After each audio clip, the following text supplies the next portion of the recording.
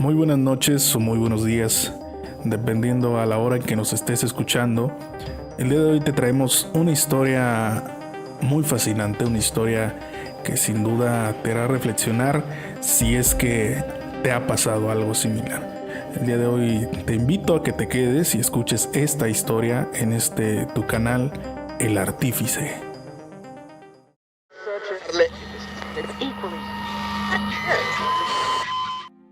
La siguiente historia nos remonta a un pequeño poblado llamado Apulco, en el municipio de Tuscacuesco, en el estado de Jalisco. Un poblado donde es de pocos habitantes, donde su gente se dedica casi en su totalidad a la agricultura, la siembra, la ganadería. Y es ahí donde surge una historia bastante peculiar. Una historia de esas que en cada pueblo se pueden contar y que pasan incluso de generación en generación. Aunque la historia es un poco reciente, hay una particularidad muy, muy definida. Como antecedente tenemos una casa en la que fue habitada por un sacerdote, el cual trabajaba la madera, hacía todo lo que tiene que ver con la carpintería, quien posteriormente falleció al paso del tiempo. La casa quedó deshabitada y es ahí donde empiezan a surgir los dichos, los mitos, las historias, porque se crea un aura bastante particular después de que este sacerdote fallece y la casa queda deshabitada. Comienzan a pasar hechos y sucesos inexplicables. La gente que pasa en la noche o en la madrugada, incluso por quienes se desvelan, ven que en el corredor del pasillo principal parece que hay una persona de aspecto femenino que camina y deambula de lado a lado. Ven a un hombre que se para en una de las ventanas que dan hacia la calle. La historia ahí es donde está dando un giro completamente distinto. La casa ya no está habitada. La casa comienza a consumirse en la humedad, en el silencio total. Todo transcurre durante los próximos 3-4 años de esa forma. Y no hay una explicación quizá lógica para saber qué es lo que está pasando en el lugar. Es un mes quizá en febrero. Hay una gran construcción en este poblado. Y diversos trabajadores de la construcción llegan a esa casa. Por algún motivo, razón o circunstancia, alguien decide que es muy buena idea hospedarlos en esa casa. Una casa que pues ha estado deshabitada ya por 3 o 4 años. Y quizás no hay ningún inconveniente. Al menos es lo que pudieran creer. Los trabajadores llegan, se instalan y comienzan a acomodar sus colchonetas, sus sábanas para poder dormir ahí, mientras el trabajo que están realizando o que van a realizar durante meses pues se lleva a cabo. Los hechos que preceden esto o que suceden esto no duran en manifestarse días o meses. Es justo en el día 1 cuando los hechos se manifiestan, cuando aquello que empezó a habitar ahí después de la muerte de este sacerdote acechan a estos trabajadores. Según el relato de la gente del lugar, era en la noche. Habitualmente en fin de semana llegaron estos trabajadores un sábado. Se comenzaron a instalar, iban a comenzar a trabajar al día siguiente, por lo que probablemente a las 9 de la noche quizá estarían ya preparados para dormir, esperando a que cayera la madrugada y que al día siguiente pudieran despertarse para ir a trabajar. Son quizás las 2:30 de la madrugada cuando los vecinos del lugar comienzan a escuchar gritos, comienzan a escuchar murmullos, voces fuertes que comienzan a decir: vámonos, necesitamos salir de aquí. Hasta ese momento nadie sabe qué está pasando, porque la casa, de pasar de un tiempo deshabitada a tener trabajadores a unas horas solamente hospedados ahí, comienza el ruido, como si algo estuviera pasando. Los vecinos hasta ese momento no saben nada. Es hasta la mañana de esa misma madrugada que preguntan qué es lo que ha pasado, porque ven que comienzan a sacar todas sus cosas. Sacan las maletas que traían, sacan las colchonetas, las sábanas, todo comienzan a sacar. La voz o el testimonio de estos albañiles es que mientras ellos dormían, comenzaron a escuchar cómo las puertas se movían.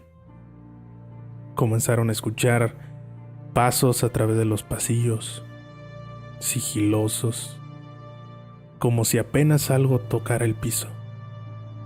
Algunos de ellos dicen que alcanzaron a ver una silueta de una mujer de edad avanzada, con unas vestimentas como si se tratara de la época colonial, con un rebozo, una falda larga, negra, y una especie de tocado en la cabeza. Además de lo que ya otros y otras personas vieron en el lugar, que es la silueta de quien parece ser un sacerdote, sin que nada pueda definir qué es o no es. Para esto, la gente que ha preguntado y la gente que sabe lo que ha sucedido en la casa, quizá no se sorprende, pero es la prueba más contundente y más real de que lo que ha sucedido durante todo ese tiempo no ha sido obra de su imaginación ni es especulación del pueblo en general, sino que es una realidad. Ahora hay personas que están viviendo eso, ahora hay personas que salieron corriendo porque algo sucedía ahí. Este hecho pasó, duró un año más, quizá 1 año y medio más deshabitada esta casa, y entonces, como una forma cíclica, vuelven a llegar nuevos inquilinos a este domicilio. Esa casa azul que nuevamente estaba consumiéndose en el silencio, que había quizá olvidado que ahí había sucedido algo con los albañiles, pero que igual en los vecinos no se perdía esa memoria, esas historias. A esta casa llegó una madre soltera y sus 4 pequeños. Un niño de quizá 6 años, 5 años, alguno de 4 y 2 pequeños de 3 o 2 años. La gente le pregunta que por qué ha decidido irse a vivir a esa casa, por qué no ha buscado o decidido rentar otro lugar, incluso no más accesible, incluso quizá en otro poblado, ¿no? Las condiciones se dan para que ella esté ahí y no tardan. La gente no tarda en comenzar nuevamente esos rumores.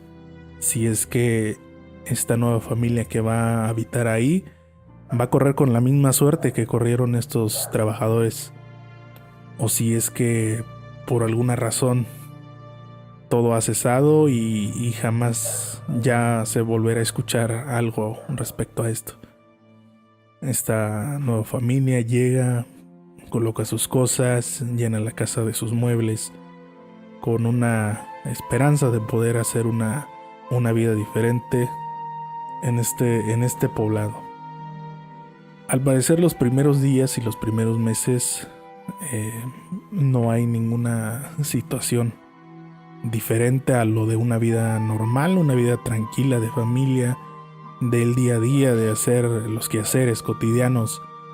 No hay ningún sobresalto en eso. Hay personas que visitan a esta señora y le preguntan que si no ha escuchado o visto absolutamente nada.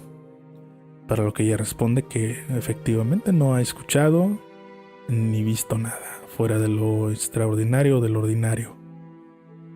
Es ahí donde comienzan a comentarle lo sucedido, lo último que pasó en esa casa, quién vivió ahí y falleció, como para ponerla en sintonía, en contexto. Ella cuando recibe estas palabras se queda quieta, reflexiva, y se pregunta quizás si en algún punto logrará ver o escuchar algo, porque ahora ya está advertida. Ya hay alguien que le dijo que sucede en esa casa, que aunque ella no ha visto ni ha escuchado nada, quizá no tarde en aparecer algo. Pasan los días y hay una noche en particular. Es quizá el mes de junio, a lo que relatan las personas y de su vivo testimonio. Hay lluvias en ese tiempo y ya es quizá las 11 de la noche, las 12, cuando repentinamente, estando en la habitación, comienza a llover. Los truenos caen, relámpagos, hasta que pasa lo inevitable, lo que en cualquier guión de película macabra sucedería. Se va la luz. Corre a buscar una veladora para no poder quedar a oscuras completamente. Se levanta, toma esa veladora, busca los cerillos y le enciende, ¿no? Y es un respiro, porque inmediatamente a su mente viene lo que ha sucedido en esa casa y lo que podría pasar, ¿no? Hay algo en ella que le dice que no debe de quedarse a oscuras en esa casa, y mucho menos con los niños en ella. Avanzan las horas y es momento de irse a dormir. No ha regresado la luz, es momento de dormir. Los niños se encuentran en su habitación, ella en la suya. Apaga la veladora y se encuentra en ese lapso donde comienzas a conciliar el sueño, donde comienzas a reflexionar qué hiciste durante el día, qué hiciste bien, qué hiciste mal. Comienza a caer dormida, a relajarse, cuando en la puerta de esa habitación comienza a moverse la perilla de la puerta. Comienza a jalonearse como si alguien quisiera entrar, como si alguien quisiera forzar esa puerta. Ella, como no está totalmente dormida, despierta súbitamente y me parece que incluso quizás se esconde tras las sábanas, como cuando niños, viendo cómo esa perilla se mueve, o escuchando, ¿no? En medio de la oscuridad, cómo se mueve, cómo se escucha. No se puede abrir, pero sigue pasando. Hay un momento en el que quizá se tapa de pies a cabeza, como lo haríamos todos, y ya no escucha la puerta. Ya no está ese movimiento ahí. Dice, quizá fue producto de mi imaginación, quizá ya pasó, fue el viento, fue algo. Decide dejar el tema de lado. No escuchó que la puerta se abrió en ningún momento. Cuando de pronto, entre la sábana, el borde comienza a sentir un ligero jaloneo. Comienza a sentir en la parte de los pies cómo empiezan a jalar esa sábana que cuelga, ¿no? Poco a poco siente que va avanzando. Ella siente la presencia que va avanzando hacia ella. Y poco a poco se sienten como si unas uñas largas quizá hicieran presión sobre la cama y las arrastraran hacia las orillas, juntamente con la sábana. Esa noche definitivamente cambió el panorama de esta mujer, porque todo eso que ha escuchado, todo eso que le han dicho y que le han preguntado que si sucede, nuevamente se vuelve a ser presente en esa casa. Nuevamente lo que parecía que ya no se encontraba ahí está nuevamente manifiesto. Y no solo eso, porque a los días siguientes